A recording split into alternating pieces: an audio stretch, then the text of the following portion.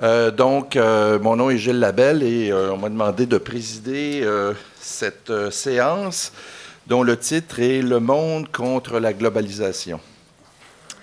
Et donc, il y a 3 intervenants.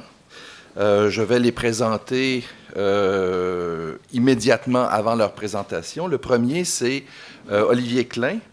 Je vais dire rapidement, c'est un professeur du département de sociologie de l'Université Laval. Il s'est spécialisé en théorie sociologique, en épistémologie. Il a fait son mémoire de maîtrise avec Michel Freytag et il a ensuite rédigé une thèse de doctorat sur la philosophie de Hegel. Et ce qui, en ce qui me concerne, est toujours très intéressant quand on discute avec Olivier. Il s'intéresse beaucoup à la psychanalyse et à Lacan en particulier. Alors, il va nous faire une présentation qui s'intitule « Liberté, libéralisme et néolibéralisme ». Olivier. Bien. Alors, écoutez, je vais d'abord commencer par... est-ce que ça marche? Bien. Je vais commencer par remercier les organisateurs de ce colloque de m'avoir invité. Je suis évidemment, comme un certain nombre des intervenants, je suis aussi particulièrement ému par le fait de parler à l'intérieur de ce colloque. J'ai longuement côtoyé Michel Freytag. Il a été mon directeur de mémoire, mais ensuite de ça, je dirais que j'ai été un compagnon de route pendant un certain nombre d'années, je dirais une grosse partie de ma vie, donc. Et c'est donc aujourd'hui, pour moi, l'occasion de peut-être discuter avec lui par l'intermédiaire du propos que je vais vous adresser. Alors, peut-être un petit préambule encore. Mon propos ce matin ne sera sans doute pas un propos extrêmement construit. Et c'est un petit peu de façon volontaire que je vais procéder de la sorte. Je vais me promener entre 3 thèmes, la liberté, le libéralisme, le néolibéralisme. Je vais le faire avec, je dirais, un point de départ nettement philosophique. Je suis philosophe, je suis aussi sociologue, mais enfin, disons, il m'a paru que pour discuter de l'abîme de la liberté, il fallait que je prenne pour l'essentiel ma posture de philosophe. Et comme je vous l'ai dit, c'est un propos un peu décousu qui va tenir compte aussi, dans son ordonnancement, de ce qui a été déjà amené, qui a été, je dirais, très bien amené par les conférenciers qui m'ont précédé. Et je vais aussi donner à cette conférence, et je tiens à donner aussi à cette conférence, je dirais, un caractère quelque peu informel, parce que j'ai trop longtemps parlé devant un certain nombre d'entre vous pour aujourd'hui adopter un ton qui serait, disons, trop académique. En plus, on est samedi matin, il est tôt, donc je vais adopter un style un petit peu particulier. Alors, considéré pour lui-même, en dehors de toute vie sociale et en dehors de tout rapport à la nature humaine, le concept philosophique de liberté est un concept pauvre, qui, à mes yeux, pris en lui-même, n'a que peu d'intérêt. Hegel disait, dans les leçons sur la philosophie, sur l'histoire de la philosophie, il disait « La liberté n'est que le ne pas être en rapport avec ». Il disait encore « La liberté n'est que être indépendant d'eux ». Il est très important de noter que quand il disait ça, dans ses leçons sur l'histoire de la philosophie, il faisait abstraction de tout sujet de la liberté. Il disait « das frei », le libre, et ce qui n'est en rapport avec rien d'autre que lui-même. On pourrait se dire que dans les milliers de pages rédigées par Hegel, on va trouver un concept plus substantiel de liberté. On pourrait faire cette supposition-là, par exemple. Et en fait, il n'en est rien. Si on se déplace, par exemple, dans la science de la logique, ou assez paradoxalement, il est extrêmement souvent question de la liberté, et non pas de la liberté humaine, mais de la liberté du concept, c'est-à-dire du principe d'être. Alors on s'aperçoit que Hegel va reproduire exactement ce que je viens de dire, c'est-à-dire il va dire, par exemple, dans la science de la logique, la définition de la liberté va être le néant qui, s'approfondissant lui-même, devient le positif. Thèse qui, entre parenthèses, va être intégralement reprise par Sartre en 1943 dans L'être et le néant, page 60. Vous allez trouver cette définition.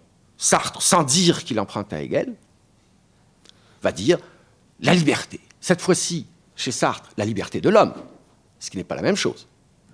La liberté de l'homme, c'est l'apparition du néant dans le monde.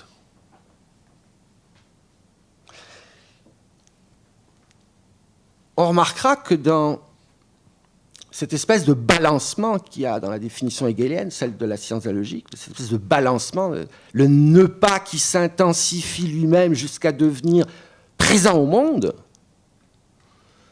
il y a déjà chez Hegel répudiation de toute distinction entre versant négatif et versant positif de la liberté, thème que va reprendre Berlin, comme Georges l'a rappelé dans sa conférence.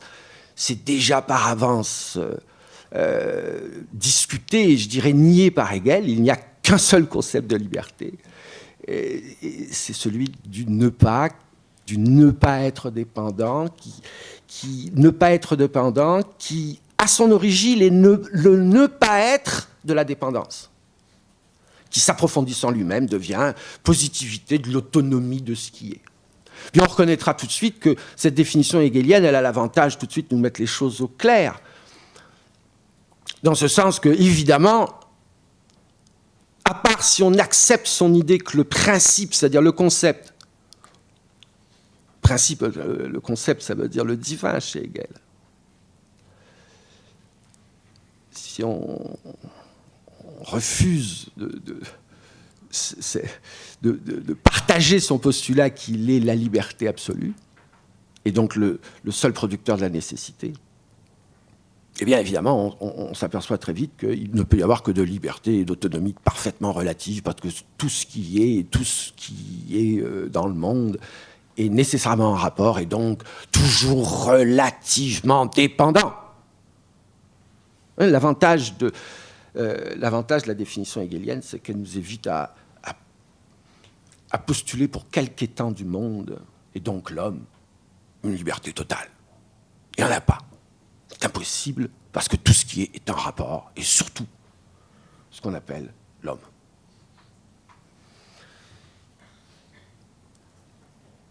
Alors, dans l'abîme de la liberté, nous n'avons pas l'occasion de rencontrer une telle définition simple de la liberté.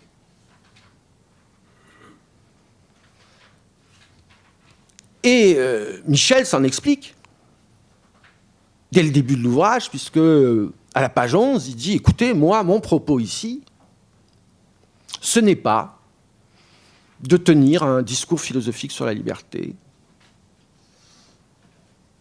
mais l'entreprise que je me propose est celle d'une, je vais la nommer comme ça, c'est pas lui qui parle, est celle d'une sociologie de l'anthropologie philosophique moderne quant à sa conception de la liberté. Je prétends que l'axe central de lecture de l'ouvrage, en tout cas c'est ma lecture, ce qui ne veut pas dire que ce soit la seule possible, mais l'axe central de ma lecture de l'ouvrage, c'est qu'il propose une sociologie de l'anthropologie philosophique moderne quant à la question de la liberté. Et qu'à l'intérieur de cette sociologie de l'anthropologie philosophique moderne, il va accorder une place prépondérante à l'analyse critique de ce qu'on appelle le libéralisme. C'est comme ça que je lis le projet. Une toute petite parenthèse, et ce n'est pas pour faire des anecdotes, j'ai donné à 3 reprises le cours sociologie de la philosophie, dont 2 avec Michel Freytag. Et évidemment que ça me marque dans la manière d'interpréter l'abîme de la liberté. Il dit tout de suite, toujours page 11-12, donc tout à fait au début de l'ouvrage, quand il s'agit de présenter la manière dont il pense qu'il va faire, qu'il présente au lecteur, il dit donc, je fais l'hypothèse qu'il existe une certaine expérience de la liberté dans la modernité. J'aime beaucoup cette formule. Une certaine expérience de la liberté. Donc c'est le postulat. Alors on pourrait croire que cette certaine expérience de la liberté renvoie au fait qu'il a en tête la face sombre de la liberté des modernes. La face sombre de la liberté des modernes que la pensée néo-marxiste ou postcoloniale d'aujourd'hui a mis particulièrement en relief, cette face sombre qui renvoie à la colonisation, à l'organisation de la traite des esclaves, 12 millions de personnes, disent les historiens, aux guerres pour les intérêts nationaux monarchiques, la mise au travail forcée par le capital, l'enfermement, le grand enfermement dont parle Foucault, des fous, des lépreux, des malades, des pauvres. Bref, la façon de la modernité, la naissance du capital. On pourrait imaginer que c'est ça qu'il a en tête. Mais je ne crois pas. Quand il nous dit « je pars d'une certaine expérience de la liberté », je crois qu'il veut tout simplement dire à ce moment-là, au début de l'ouvrage, qu'il entend prendre l'expérience moderne à partir de ce qu'il appelle ailleurs la conscience qu'elle a d'elle-même. Autrement dit, je prétends, c'est mon interprétation de ce passage, de cette introduction de son ouvrage, qu'il entend réfléchir pour une part l'expérience moderne à partir de l'idée qu'elle se fait de la liberté.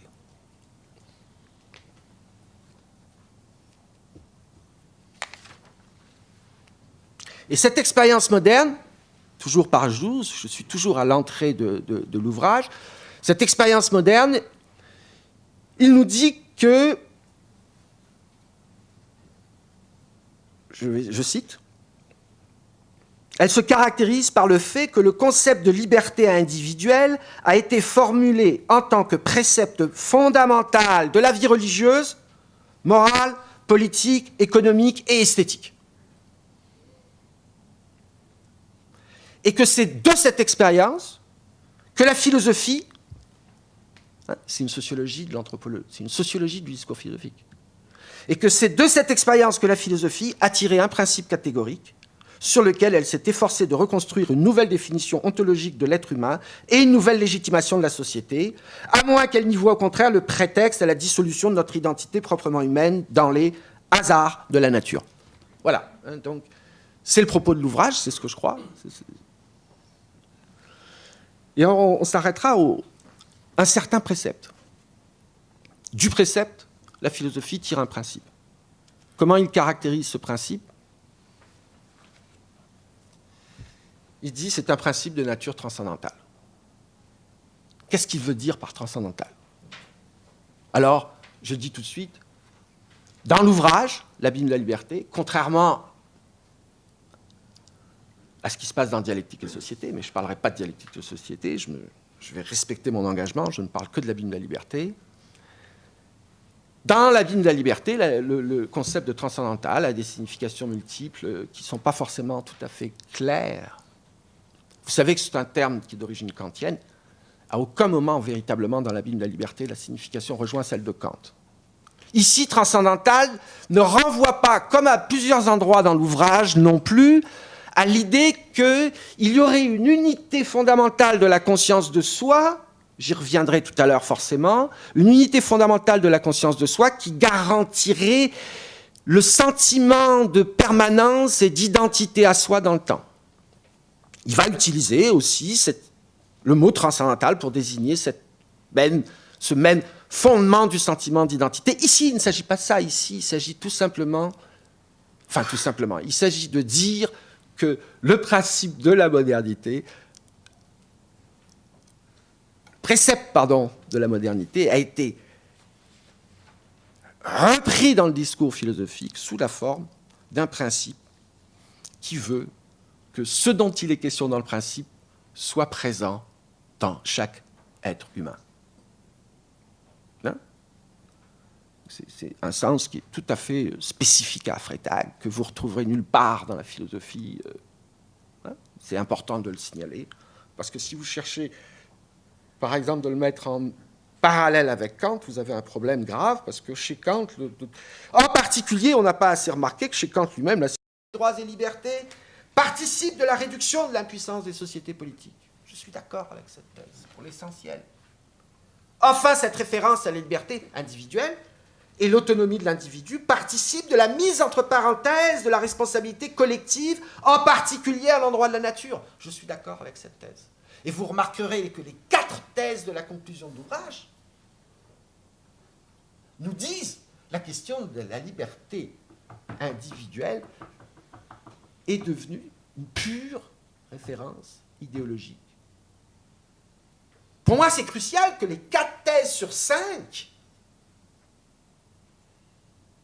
qui dit en conclusion de son ouvrage, nous dit que ça n'a plus vraiment d'importance. Parce que c'est ailleurs que la dynamique réelle des sociétés humaines se construit. Du coup, ça permet aussi de relativiser la première, qui dit on ne peut plus fonder les sociétés du XXIe siècle sur l'idéologie de la liberté individuelle. Je suis d'accord avec cette thèse avec plein de nuances, mais je suis d'accord. Donc, c'est sur le fond de cet accord que vous voyez qui est en même temps, cette fois-ci, appuyé sur des thèses très précises, 5 thèses qui concluent l'ouvrage. C'est sur le fond de cet accord que je vais maintenant rentrer dans la problématisation. Il me reste 5 minutes.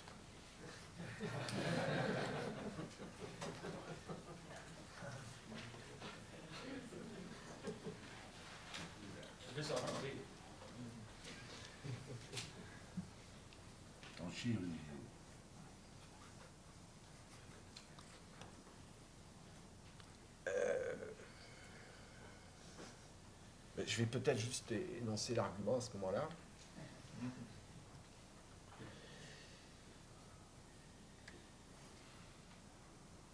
Disons, la question que je poserai à Michel Freytag, elle serait celle-ci. Si on s'appuie sur cette deuxième thèse, qui existe dans la conclusion et qui se prolonge dans 3 autres, et qui a un tel poids dans la construction, disons dans le résumé final, alors est-il possible de faire jouer cette thèse de la référence idéologique en amont de la conclusion? Auquel cas, si on accepte cette hypothèse de travail, parce qu'il s'agit évidemment, avec la ligne de la liberté, d'en faire un outil de travail, de réflexion. Alors, dans ce cas, comment réinterpréter la manière dont, selon une première ligne d'argumentation, la modernité, le libéralisme, le néolibéralisme seraient eux-mêmes le produit de la croyance en la liberté. Autrement dit, je prétends qu'il y a 2 lignes d'argumentation qui s'entremêlent continuellement dans l'ouvrage, du début jusqu'à la fin, mais qui, à certains moments donnés, se séparent. La première ligne d'argumentation, elle consiste à affirmer c'est la croyance en la liberté qui est le moteur du développement de la modernité et du libéralisme, et moyennant un tournant pragmatique et particulariste de cette croyance en la liberté. Selon cette première ligne d'argumentation, c'est la croyance, donc je vais dire la croyance imaginaire, qui est le moteur lui-même. Mais selon la deuxième ligne d'argumentation, qui apparaît en particulier dans les chapitres où Michel est obligé, évidemment, de quitter la pure croyance dans ce concept vide.